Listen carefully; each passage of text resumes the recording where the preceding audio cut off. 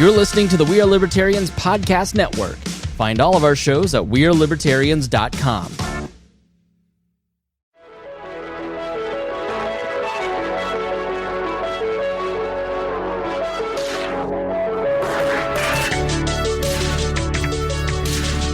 Hello, everyone, and welcome to another episode of Freedom Strips. I'm your host, Keaton. As always, I'm joined by my co-host, Justin, and in this episode, we got a special episode. We got a guest appearance by my good friend, Daniel. I actually haven't had a chance to really connect with him in a long time, but luckily we were able to catch up right before the show, and Daniel listened to the show, wanted to come on, be a part of it, and I was more than happy to have him on. So, Daniel, thanks for coming on, buddy. No problem. Thanks for having me on. It's good to catch up. Keaton and I used to be coworkers at Best Buy. I don't think either of us work for them anymore, so we can say that calmly and thank confidently. God. Yeah, probably. Yeah. So just to start off with our first topic, Super Bowl. So Patriots beat the Rams 13-3. Brady's got his 6 Super Bowl rings. He's completed the Infinity Gauntlet. Daniel, I saw you cooking some good food on Facebook. What'd you make? I made, they were jalapeno bagel dogs with buffalo meat hot dogs, and then had some ground buffalo nachos. Definitely headed for grease butt. Just gonna throw that out there. It sounds like some good stuff, but some rough stuff for the stomach. Oh, no, man. It's clean, lean buffalo meat. There you go. All right. Should pair well with the immense amount of toilet paper you're expected to use soon. Oh, no, man. Everything was regular. I don't know. Like, I mean, I was doing some research for some topics, and of course we had to talk about the Super Bowl because it just happened. But, I mean, I was on Twitter, and, I mean, right after the game, I was seeing stuff on Twitter about people getting mad at Brady for using, I don't know if you guys saw this, for using Reagan to call an audible during the game. So he yelled Reagan to call an audible during the game, and so people are all getting mad on Twitter because he used Reagan to audible. I think it's hilarious that he keeps putting out these little small videos of him smirking like the kid with the MAGA hat on. I think it's awesome. Yeah. Oh, man, I didn't even think about that. Yeah, he's just constantly trolling, learn from his buddy. I saw a meme where they photoshopped the smirking kid's face on the New England Patriots logo. Yeah, so someone sent that one to me today, too. Yeah. I just think it's funny that people are literally going nuts because they know that he had a MAGA cap in his little locker area and that he's friends with Trump. It just really sets him on fire. Well, it's because Harry Potter brought it up. Daniel Radcliffe was the one who, I can't remember what show, I think he was on. He was on the Tonight Show, I believe. Tonight Show, yeah. He was saying that he's saying something about the MAGA hat in the locker. So, I mean, if he says it, all the witches and wizards get loose and have to get upset about it themselves. Yeah. Well, of course. This is where we are now. Like, the left can't even enjoy a damn football game. Like, come on. I mean, I heard a lot of people saying they thought the game was boring, but I mean, to me, it was like kind of like the old school games I remember watching. Like a lot of good defense. I mean, it was wire to wire, kind of a white knuckler. You know, anybody could have won at any minute. I just honestly hate how politics have divided even sports. It was once again everyone that was leaning left was rooting for the Rams because they're from the great state of California and their demigod Pelosi governs there. So, yeah. Speaking of Pelosi, she showed up when I was kind of researching topics to talk about, and this video made the rounds. It's just a video of her giving a press conference, but like I was talking to Daniel earlier, and like this, so in this video, she's giving this press conference and she's just uttering just nonsense. Her dentures are falling out of her mouth. She's having face spasms. And she's just you can't even understand her. So I'll play a little bit of this, but just keep in mind that this is the third most powerful person in the United States. A non-starter. We recognize, as I said, 90% of what we're concerned about. However, certain localities where technology, so some roads, it is not a negotiation. Today, Junior. What Congress? What did he say today? On that, what did he say? The differences of opinion. It was stunning when some of these fences were born. Oh my God! Like she just can't even get out a sentence. You'd almost expect that there's smoke rising from her brain having to work that hard. Yeah, it's like she's barely able to take questions. My God. I envision two gears just grinding together with no lubrication in the middle and just smoke in her brain. Man, look, I can tell you, I see a whole lot of things about how inarticulate and kind of bullish Trump is, and they're not often wrong, but at the same time, like, to hoist up this lady like she's some kind of intellectual goddess, like it doesn't seem bias isn't even like a strong enough word. It's just like it's right there in front of their faces. But you could put a side by side, like the Daily Show. They could have like Pelosi and Trump off and just have them both babbling and talking crazy shit. But instead, yeah, they just like act like Trump's the only one who says goofy things. Like that's one of what you just showed us. I've never seen anything so goofy. It's just willful neglect. They know it. They just don't want to acknowledge it, because if they feel they acknowledge it, then they lose some type of battleground space that they want to keep. I guess it does. It matters too much to people to be right about stuff, I guess. Yeah, for sure. Well, during my search for more topics, Bernie Sanders also came into the news world again, because this is a video of Bernie Sanders and Jane Sanders on their honeymoon in 1988, where they spent some quality time together in a wonderful place known as the Soviet Union. And so I don't know if you've seen this, but this is a shirtless Bernie Sanders singing with some communists.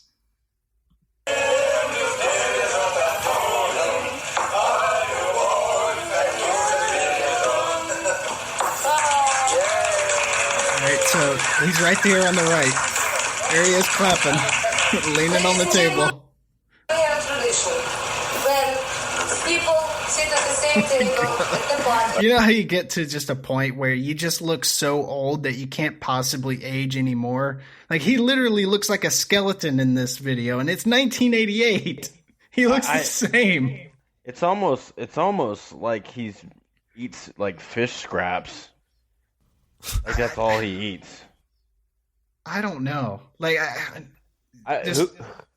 who in the heck has time to find these videos from so long ago? It's not like we're in the, nowadays everyone has a smartphone, so we can kind of understand where all the footage comes from. But this is back in the day. Like, who in the heck has time to research this stuff? Even going back to, I believe it's one of the stories we have tonight about the Virginia. Yeah. Who has time to go back and research all of that stuff? Yeah, you're exactly right. But I am so glad that this came out, because I'm not. Of course, we see Bernie guy. Sanders in his natural element, shirtless, singing with some Soviets. Hanging out in the place where he draws his entire political ideology from, the Soviet Union. He is 100% the guy that you witness at the YMCA that dries his ball sack off under the dryer, completely nude with just socks on. And you sit there and you think to yourself, why is this guy in this locker room butt naked making with just eye socks contact on? Yeah, I don't understand. Making eye contact, for sure. That's exactly what he looks like. Yeah. It's wild. So I figured we had to show that, and I'll add it to the show notes. If anyone wants to burn their eyes out after the show, you can watch that and see for yourself. I don't know, fellas. I honestly think it makes Bernie look cool. I think anybody who likes him is going to see it and then just like him even more because they're going to insert themselves into the room of communists drinking shirtless. Like, they're just going to be like, yes, Bernie will do that without his shirt on too. Like, I don't think anybody's going to be vexed by it. I think they're just going to be like, oh, cool Bernie drinking with his shirt off. I think that's what's going to happen. No, that's every communist dream, is to, sit down with some vodka on the table across from a real Soviet Union era communist. But anyway, moving on. I don't think it's too early to start talking about the 2020 election and how everybody and their mother on the Democratic side is announcing their presidential run. But I don't think you can really talk about the 2020 election and not talk about Howard Schultz announcing his independent run. So, don't get me wrong, this guy's a liberal through and through, but he's actually said some good things. He's acknowledged that the national debt is a huge problem that nobody is really addressing, including Trump. And he's also against the Democrats' push towards socialism. But this guy's a true liberal, though. Don't get me wrong. He's a liberal in the sense that he's going to be the first one to eliminate straws for Starbucks, the dangerous straws for Starbucks. But he's not so liberal as to not have any, he has common sense still, thankfully, with some things. So he's not pushed all the way to the very far spectrum of the left, but he's still left. Yeah, he's just like Trump with friendlier rhetoric. Yeah, he's a white Obama. So I mean, really, just take a listen to when he announced his independent campaign, and this heckler that showed up at his announcement is exactly what the Democrats are doing right now. Seriously considering running for president as a centrist independent. And I wanted to clarify the word independent, which I view merely as a designation on the ballot. Don't help elect Trump, you egotistical billionaire. Go back to getting ratioed on Twitter. Go back to Davos with the other billionaire elite who think they know how to run the world. That's not what democracy needs. I think... Boo. Of course, it's the white guy that stands up for all the ones that are oppressed, and he's got a healthy neck beard, I might add.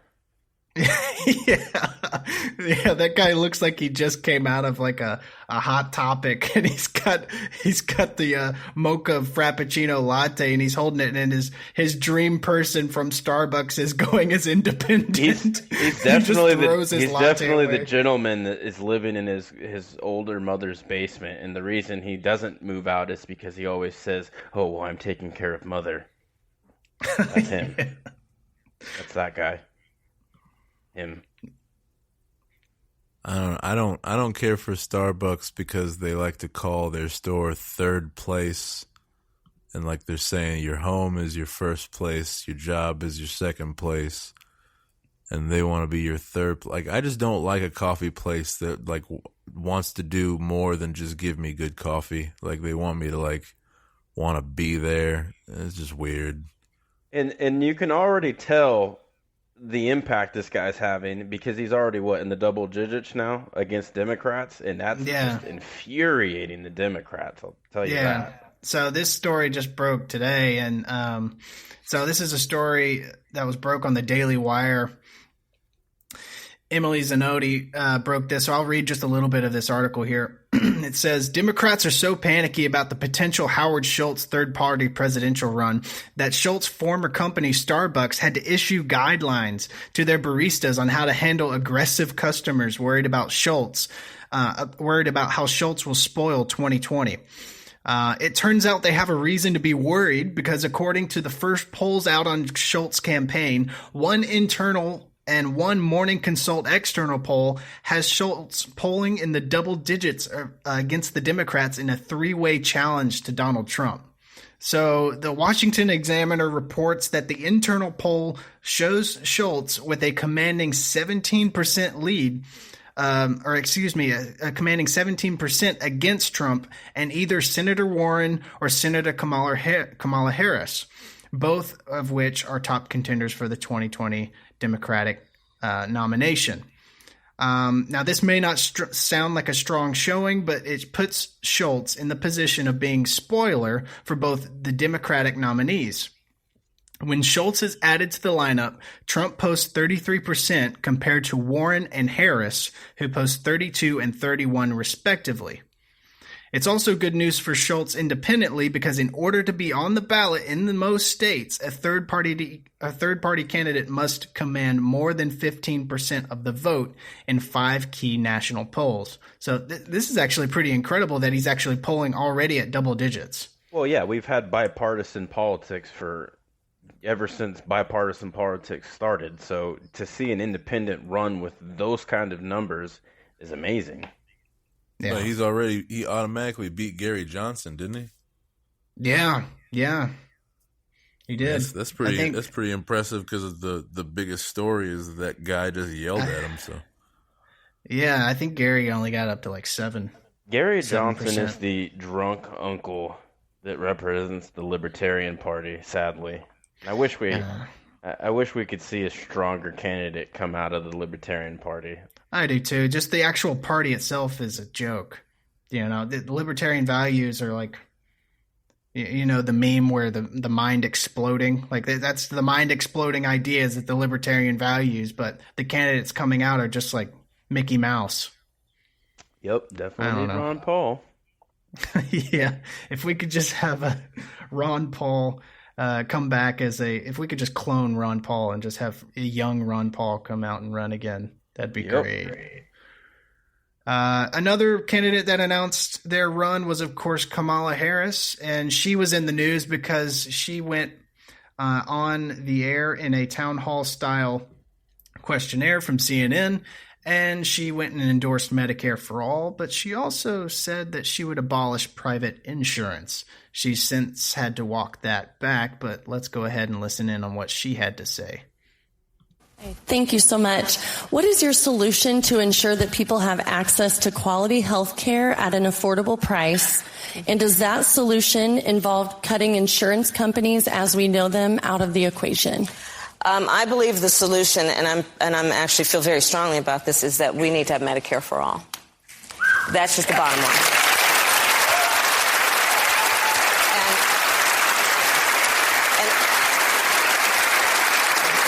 And I'll say this, and this is, I think, why you're also asking this question. What we know is that to live in a civil society, to be true to the ideals and the spirit of who we say we are as a country, we have to appreciate and understand that access to health care it should not be thought of as a privilege. It should be understood to be a right. It should be understood to be something... Wrong. No, it's not a right. Nobody owns another person in their labor. That's called slavery. We fought a war to go against that. Yeah, look at her smug demeanor too. When people are like, "Oh, free stuff," and she's like, "Yeah, I want to give free stuff," and everyone's like, "Yeah, more free stuff." Yeah. She hit on that until she and Jake Tapper kind of calls her out on this about how the Medicare for all would abolish private insurance, and then she's like, "Yeah, let's get rid of it." So let's actually listen into what exactly she said. Just to follow up on that, and correct me if I'm wrong, to reiterate, you support the Medicare for All bill, I think initially co-sponsored by Senator Bernie Sanders. You're also a co-sponsor on it. I believe it will totally eliminate private insurance. So for people out there who like their insurance, they don't get to keep it? Well, listen, the idea is that everyone gets access to medical care. And you don't have to go through the process of going through an insurance company, having them give you approval, going through the paperwork, all of the delay that may require. Who of us has not had that situation where you got to wait for approval and the doctor says, well, I don't know if your insurance company is going to cover this? Let's eliminate all of that. Let's move on. Yeah, let's just get rid of it.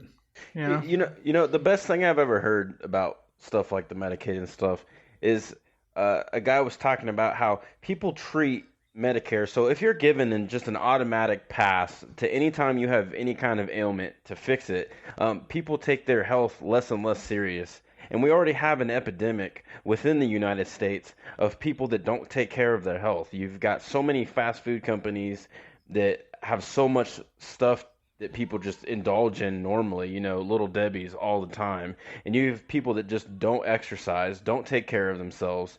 And to put it plainly, you know, why are we, you know, you have people that take care of themselves and go out there, you know, why should we pay for the people that don't want to take care of themselves, that don't consider their health a priority? You know, those are things to think of with this stuff.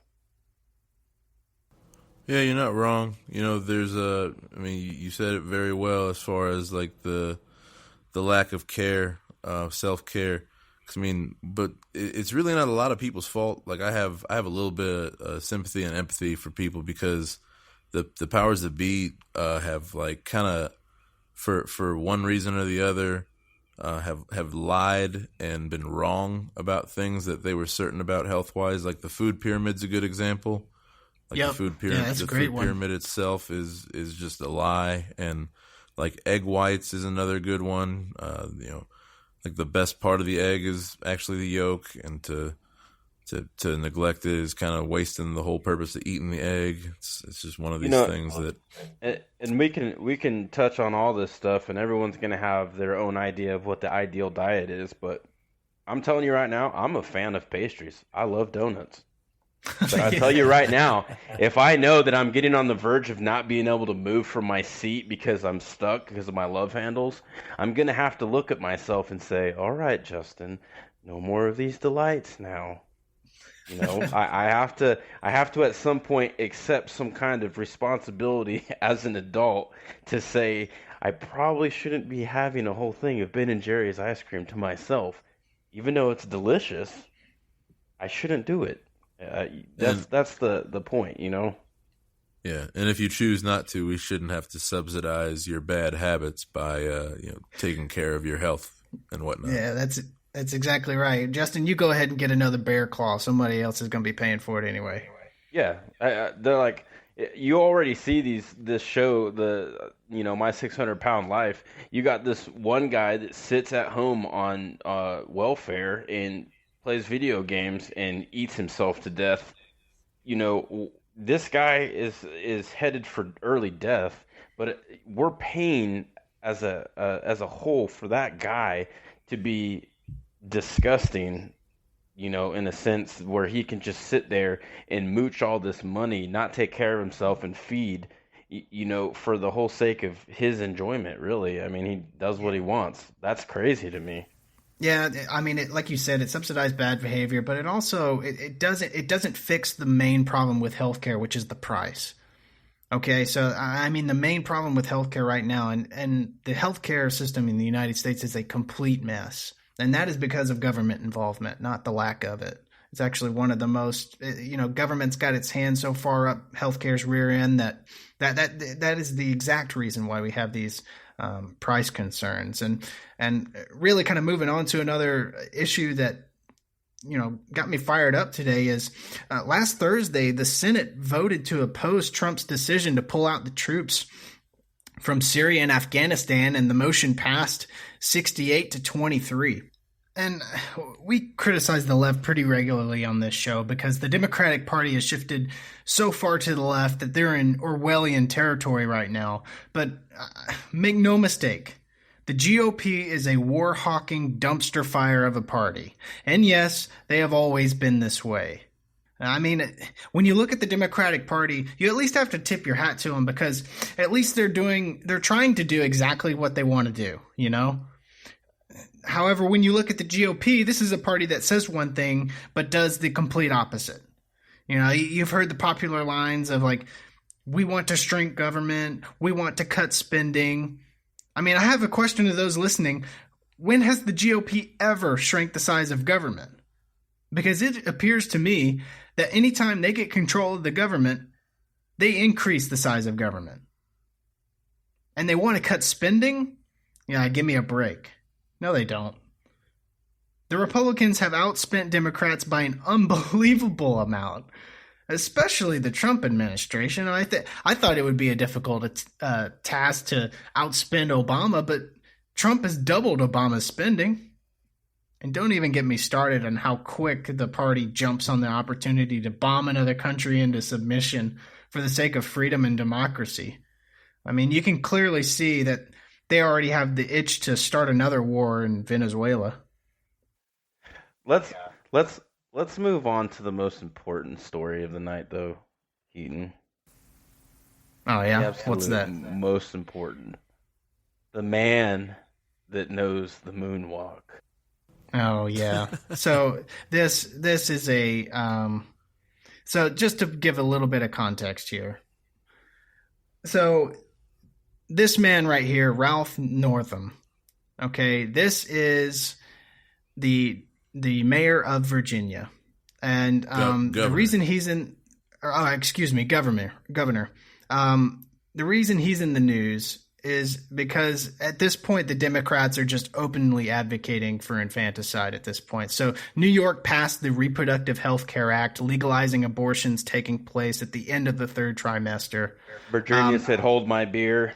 Yeah, and so Virginia is trying to follow Mayor Cuomo's lead, and they're trying to introduce this type of legislation in their state as well. So to give a little bit of context before we go right into Ralph Northam's press conference, let's listen in onto the Virginia Democrats trying to defend themselves and their bill that they're trying to pass in Virginia. To do that. You know, it's very unfortunate that our physicians, witnesses, were not able to attend today to speak specifically. No, I'm talking about your bill. How late in the third trimester could a physician perform an abortion if he indicated it would impair the mental health of the woman? Or physical health. Okay. Okay. I'm talking about the mental health. So, I mean, through the third trimester. The third trimester goes all the way up to 40 weeks. Okay. But to the end of the third trimester. Yep. I don't think we have a limit in the bill. So,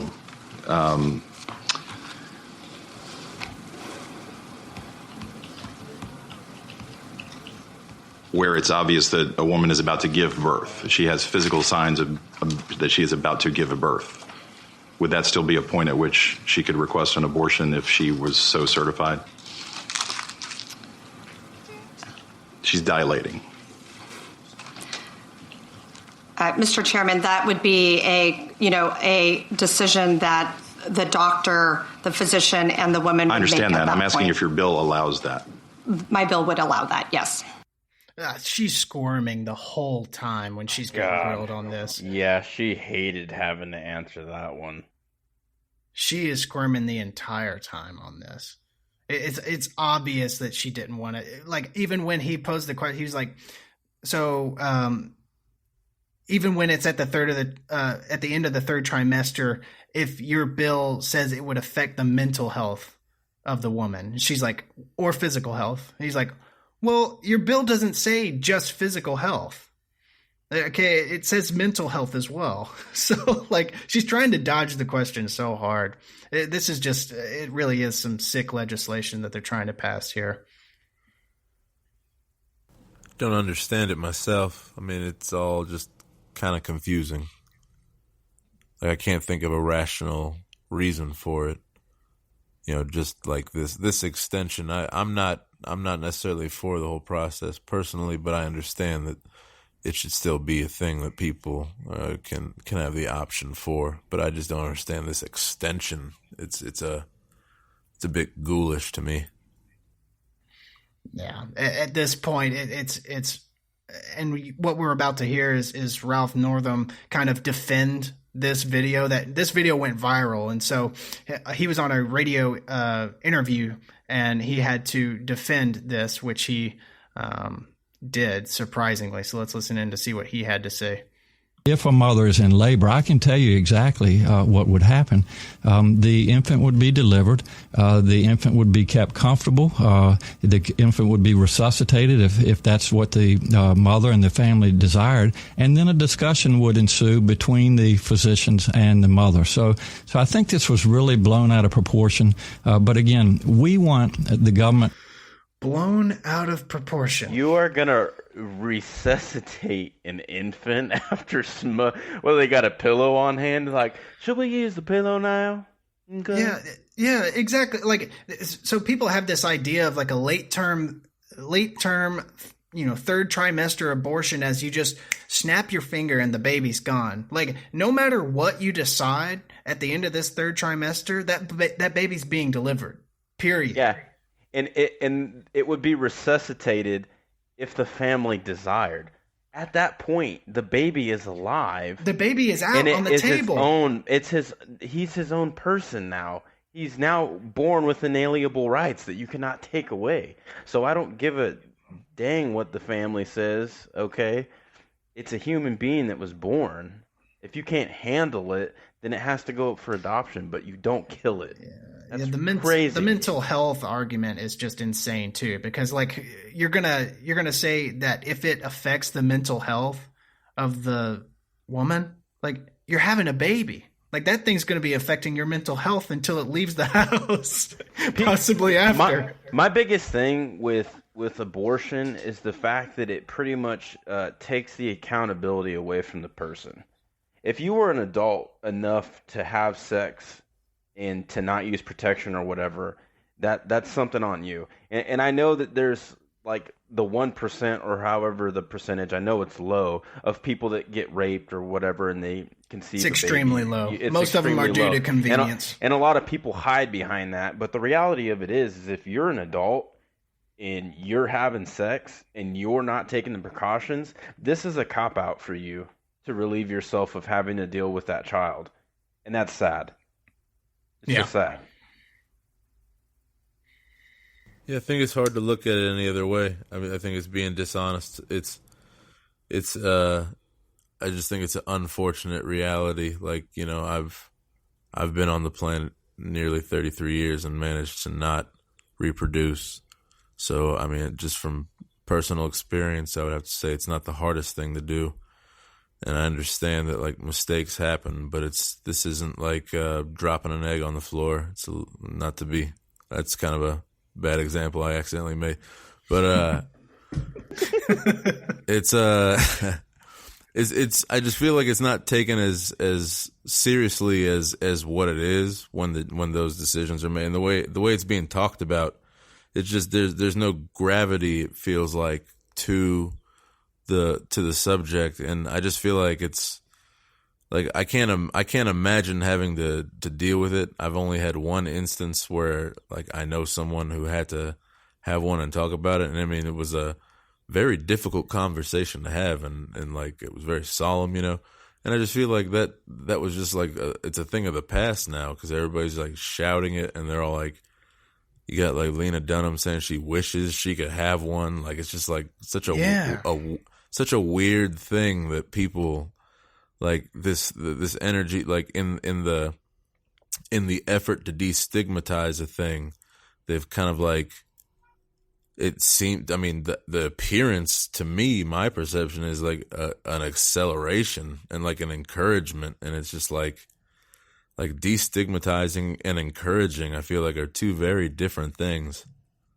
Exactly, to me what it is you know, when Democrats and Republicans parody themselves, they make fun and they go to the extent to like do some kind of radical thing to make the other look bad. And it's like the left is now living a Republican parody, and it's like real. Like it's cool now to have abortions, because if you don't, then you're not a real woman.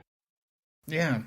I mean, we are so far past safe, legal, and rare, which was the term that the Democrats used after Roe versus Wade. You know, it's going to be safe for the woman, it's going to be legal for the woman to have it, and it's going to be a very rare occurrence. And we are so far past that we are actually talking about potentially delivering a baby on the table, inducing cardiac arrest on the baby, and then having a discussion with your doctor on whether you want to resuscitate it or not.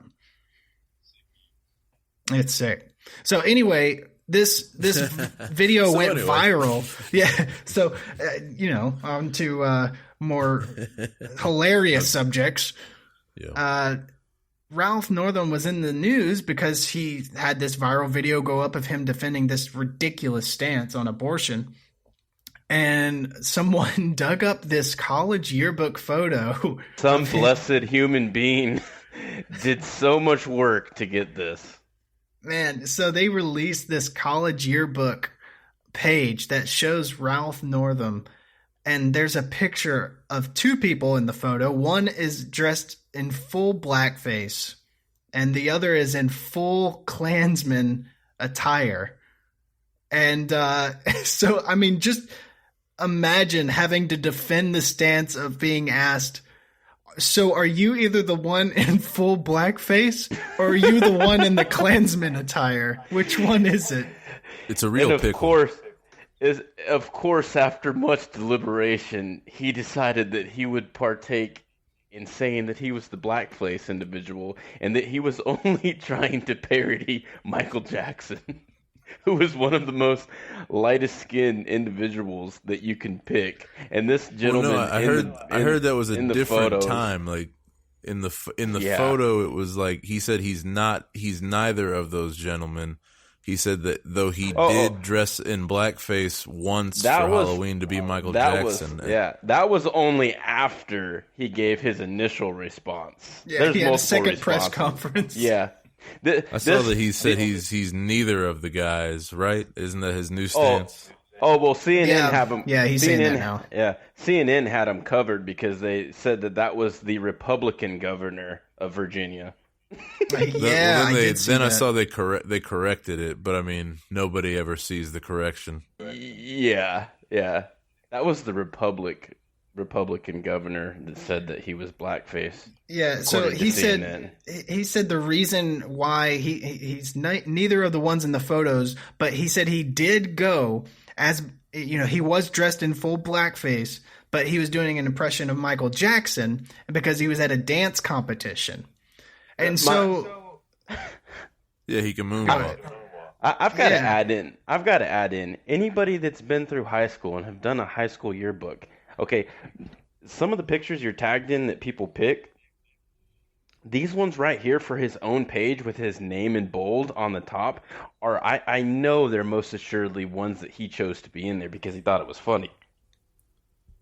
Yeah. Well, look, I don't know if you guys saw this. My old man sent me, because my dad lives in Virginia, so this is his governor, and he sent me a picture of it looks like it's out of I don't know what it would be out of, but this is what it is. Like, I can't show either of you. I guess I could text it to you later, but I'll describe it to you. It's just him in military whites. He's got anchors on his epaulets, and it says Ralph Shearer Northam, and then in quotes it says goose, and then comma, and then it says, I mean, I'm not making this up. It says Coon Man, COON man. What? Onondaga VA Biology Army Armor. Like, it's like clearly like some kind of like yearbook snippet or something. But I mean, like, in his nicknames, what it looks like, it's Goose and Coon Man. Like, that's what his nickname oh my appears God. to have been. So I mean, like, there's really no way he can like paint his way out of this. He appears to have been like just a white dude that really, really loved blackface as a joke, I mean, like, oh my God. call that whatever you want to call it, but it looks like they really like kind of found he's probably the guy in blackface in that picture. It's just like so dark you can say it's not him. For sure. I'm telling you right now, he's one of them. That's why he has that picture. Here, Keaton, in there I'll send it to you. Name. I'll send it to you right now. Here. All right. So Ralph is doing this press conference kind of explaining his position on how he's neither of these people in the photo. And for some reason, the reporter tosses him this softball question about him being at the dance competition. Anyway, just listen in on this ridiculous conversation. You said that the competition in San Antonio was dance competition? Yes. And it was that you danced the moonwalk? That's right. Are you still able to moonwalk? He looks around. My wife says inappropriate circumstances. Look at the stupid grin this guy has on his face. He legitimately, when he was asked, are you able to moonwalk? He looks in front of the podium for an area to moonwalk. And he's given a press conference about him either being in blackface or being a Klansman. He goes, all right, guys, I got to sell this one. He said there's got to be something around here I can moonwalk on. His wife is looking at him like he's the biggest dumb idiot on the face of the earth doing this in the middle of a press conference. His wife is sitting there looking at him, and he's just like, oh, God, please don't. Please don't. He almost, and gosh, I wish he did. Man, I wish he broke out into a moonwalk in the front of that press conference. I hope. Wouldn't it have been? It would have been the best. I mean, I think he'd have erased all the grief against him. He'd been looked at like a hero. The moonwalking governor. The moonwalking governor. Hey, man, if you're going to sell a lie, then sell a lie with that crisp moonwalk that he was going to do. Yeah. His wife's a wet blanket. Yeah. He should have danced like no one was watching. I know in private she like grabbed his ear and tugged on it. She's like, what were you thinking?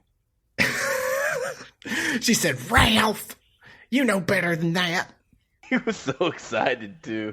He's got this stupid grin. Moonwalk here, and I'm gonna finish out, and I'm gonna look like a hero. Oh, they should have asked him. They should have asked him to name one Michael Jackson song if he was such a huge fan. Yeah, exactly. Just name one. Ralph Northam is like almost like Ralph Wiggum from The Simpsons. I wouldn't be surprised if someone did. And Ralph Wiggum's not the smartest character. You could like do some quality memeing. I would imagine. Yeah, like painting Ralph Northam to look like Ralph Wiggum. I'm not gonna do it, but if like anybody listening to your show, there's a little inspiration if you're a Photoshop king or queen. It's 2019. Girls can do computers too. Yeah, learn to code. That's going around, right? Oh no, be careful. That's some kind of trigger word for something, isn't it? No, it is. Bad things will happen to journalists if you say that. Yeah. But